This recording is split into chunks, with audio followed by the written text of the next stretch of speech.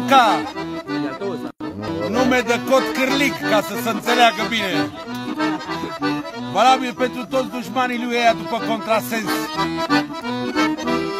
Dacă aș avea avere, câți oameni am ajutat, n-aș putea să număr banii și aș fi putut de bogat.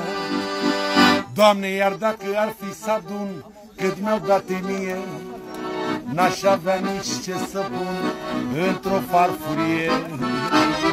Și auzi cum vine. Așa m-am născut eu, cu inimă bună, i-am ajutat pe toți care mi-au trecut prin mână. M-am uitat în sus mereu și mi-am făcut cruce și am dat la toată lumea pâine să mănânce.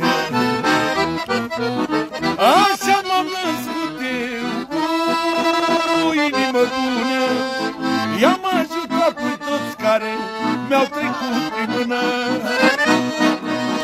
M-am uitat în sus mereu și mi-am făcut cruce și am dat la toată lumea pâine să mănânce. Și mai o strofă.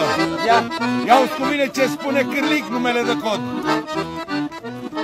N-am nevoie de nimic, am avut ce-am vrut mereu. Doamne, și de unde am dat la lume, mi-a dat bunul Dumnezeu. Am să dau în continuare cât am să pot eu de mult, că așa face omul bun cât trăiește pe pământ. N-am nevoie de nimic, am avut ce-am vrut mereu. Și de unde am dat la lume, mi-a dat bunul Dumnezeu.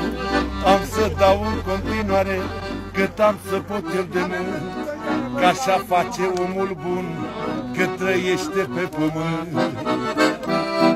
Așa m-am născut eu, cu inimă bună, i-am ajutat pe toți care mi-au trecut prin mână. M-am uitat în sus mereu și mi-am făcut cruce și am dat la toată lumea pâine să mănânce. Doamne ajută! Păi nu mai văd că nu mai e cu pesetă, nu mai e cu roșu. Nu mai e, gata.